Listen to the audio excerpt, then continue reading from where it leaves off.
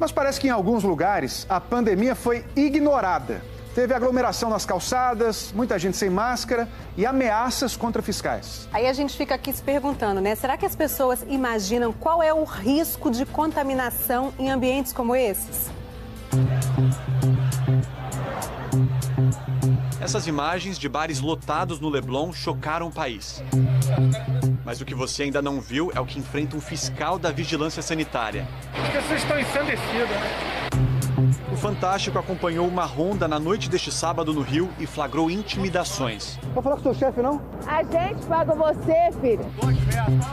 Os fiscais dizem que este bar não seguiu regras de higiene e distanciamento. E este homem, que se identificou como cliente, decidiu tirar satisfação. Olha só, Adriana, eu quero saber como você mediu as pessoas. Cidadão não, engenheiro civil, formado, melhor do que você. As pessoas foram extremamente agressivas, foram arredias. Mais uma vez, nossa equipe foi ameaçada. Nós estamos aqui para proteger vidas. Em outro bar, na noite de sexta, mas tiveram que ir. Este e outros 4 bares e restaurantes foram interditados entre quinta e sábado. 56 foram multados. Ontem à noite, ninguém se intimidou com as novas regras em Campo Grande, na Zona Oeste. Irmão, acabou o vírus, cara. Tem vírus mais não. Alguns clientes se excederam de fato e a gente é contra qualquer tipo de aglomeração que gere riscos. Portanto, é importante esse equilíbrio entre a consciência da população para que respeitem as regras e também o funcionamento dos estabelecimentos.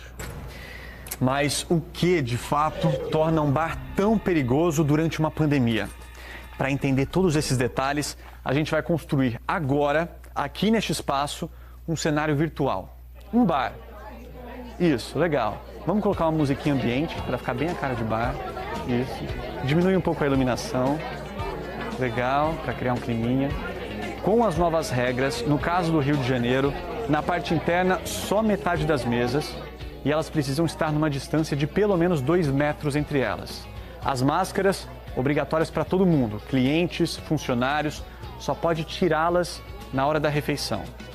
Esse aqui seria um cenário autorizado pela Prefeitura do Rio. Mas, em muitos casos, o que aconteceu foi isso aqui. Uma grande aglomeração.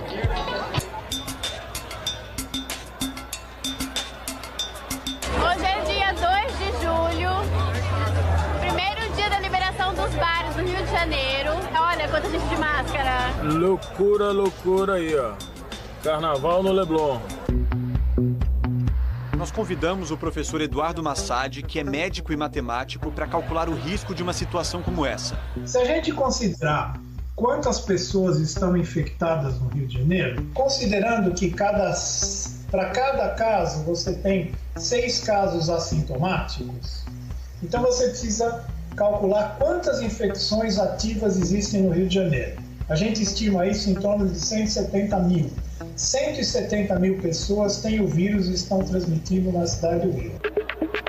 Esse número representa quase 3% da população da cidade do Rio. Ou seja, a cada 100 pessoas aglomeradas, a probabilidade é de que haja cerca de 3 contaminadas com o vírus. Quando você reabre a sociedade, cada pessoa infectada é capaz de infectar 2,3 outros indivíduos.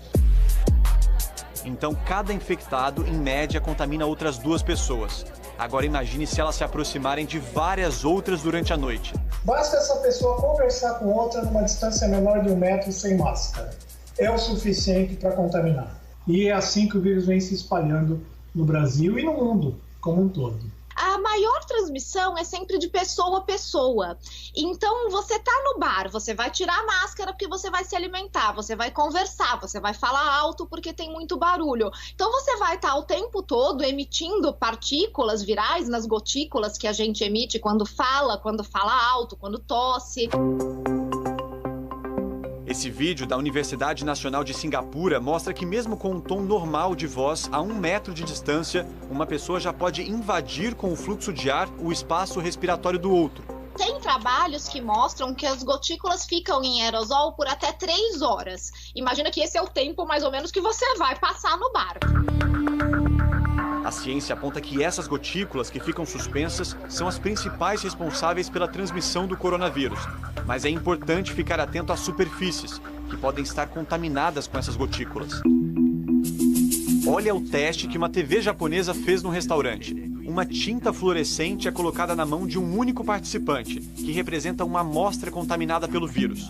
Depois todos se servem como num restaurante aquilo, o que não é recomendado nesses tempos de pandemia. Pronto, em meia hora a tinta se espalha por vários lugares. É um experimento bem ilustrativo, porque ele, por mais que seja uma tinta e não realmente o que acontece exatamente com um vírus, com uma bactéria, ele mostra como que a gente pode se contaminar. As pessoas compartilham os talheres de servir, as maçanetas das portas, as mesas, guardanapos. Então ele mostra como é fácil a gente se contaminar pelas mãos. Num outro experimento, só os garçons servem a comida e todos se preocupam com a higiene. Apenas uma pessoa ficou manchada. São Paulo se prepara para reabrir bares e restaurantes amanhã. Entre as novas regras, ocupação máxima de 40% da capacidade, distância de 2 metros entre as mesas.